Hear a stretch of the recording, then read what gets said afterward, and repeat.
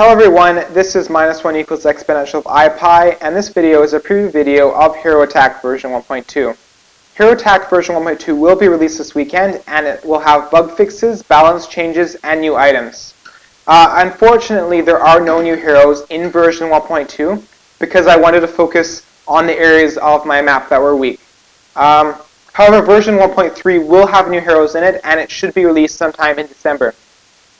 Before I begin, I would just like to thank everyone who helped me test Hero Attack version 1.1, especially Eat Me Returns from StarCraft2forum.org, and I would also like to thank the TeamLiquid.net community because the majority of people who helped me test my map are actually from Team Liquid.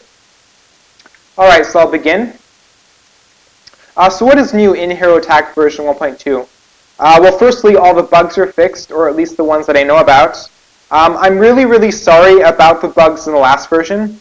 Some of them were really stupid mistakes on my part, such as forgetting to add an energy cost to the Marauder Hero's ultimate, while others were due to Blizzard's patch, such as the fact that you lost your items when you died. However, all these bugs are fixed in version 1.1, and I'll try my best to keep Hero Attack bug-free in the future. A change in version 1.2 is that the main buildings now have detection, and they also have an attack.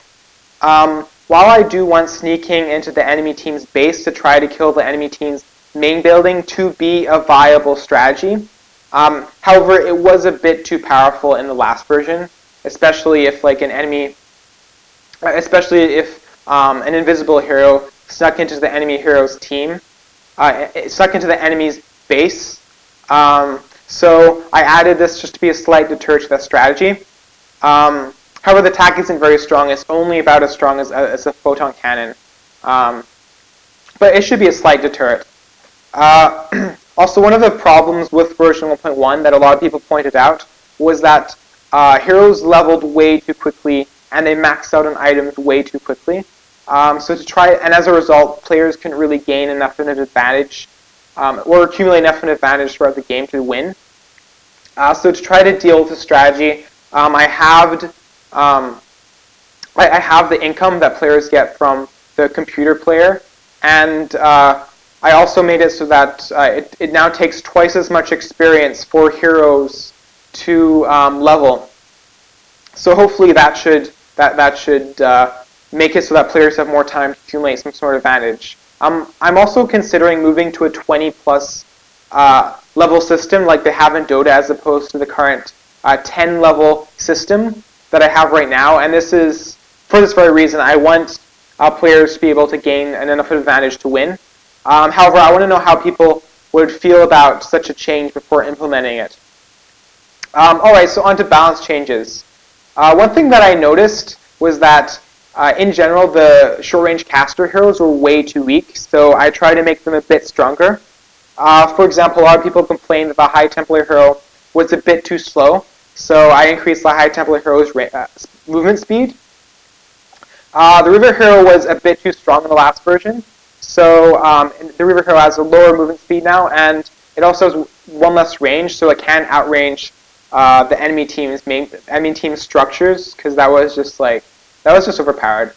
I also added an energy cost to the warp prism, like I was supposed to in the last version, but I forgot.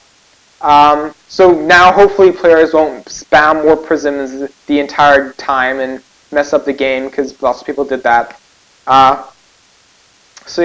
also, for the Archon hero's power overwhelming ability, and for the Colossus hero's time pyramid, I reduced the duration of those abilities slightly because they were a bit too powerful. Also, the Phoenix hero's graviton beam was way too powerful in the last version, so it now has a higher energy cost and a longer cooldown. For Zerg, the balance changes. A lot of people pointed out that the Defiler hero was a bit too weak, especially in the early game, and I have to agree. So the Defiler hero now has an attack, a ranged attack, sort of like the Infestor hero has, so that should hopefully make the Defiler hero a bit better in the early game, and maybe allow the Defiler hero to get some gold by killing enemy units early. The Defiler hero's ability, Dark Swarm, now only affects it now only affects friendly units and no longer affects enemy units. So hopefully this should make the ability more useful, especially in Zerg vs. Zerg, where both sides have a lot of melee units. Another hero that I found really weak was the drone hero, and that was because it took way too long to morph from a drone hero to spore crawler. Spore crawler to spine crawler and back. So the drone hero now has half the build time as it did before to morph to a spore crawler or a spine crawler and back again. So hopefully this should make the drone hero a lot more useful. Also, I made it so that the spine crawler and the spore crawler can now cast spells, some of the drone hero spells. So this should hopefully make the drone hero in general more useful than it was in the last version, and hopefully it should be a lot more fun to use than it was before. Another hero that got a buff in this version is the Infestor hero, and a lot of people pointed out that the Infestor hero's ability, Infested Terrans, was a bit weak because of the cooldown, and it could only spawn one at a time. So one of the major changes is that the Infestor hero can now spawn multiple infested Terrans at once. So hopefully that should just make the ability a bit stronger and the Infestor a bit more fun to use.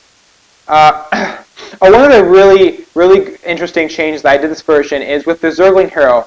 And as you may recall, in the last version, or in the last two versions, the Zergling hero had, or I guess the Zergling heroes had a 50% discount to some items.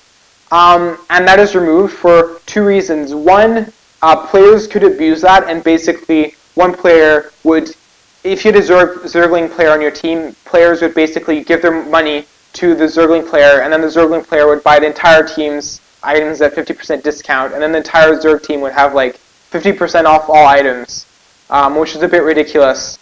And the second thing is that when you play the Zergling hero, it's really annoying to deal with two inventories. So the change I made is that now the Zergling heroes have a shared inventory, and this was not a very easy feature to implement, but it's a really cool feature, and I really tried my best to make sure there are no bugs, and I went through it really thoroughly.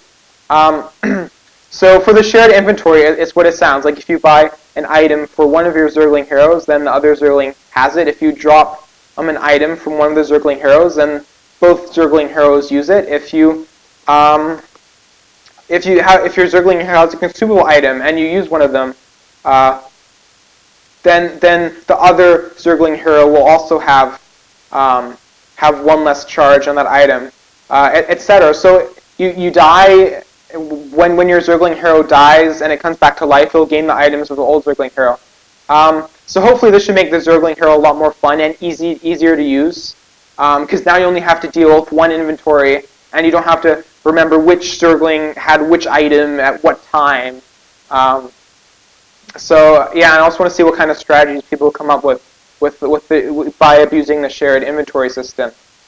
And finally, for Terrans, there aren't that many changes for Terrans. The Medic hero and the SPV hero, they can now repair and heal themselves, so that should hopefully make the two heroes better at laning early game. And of course, the Marauder hero's ultimate now has a cooldown and an energy cost like it was supposed to, so people can no longer spam the ability and win the game. Yeah, I'm really sorry about that. Alright, so I'll go into items. The one thing you may notice is that now there are two shops instead of one for each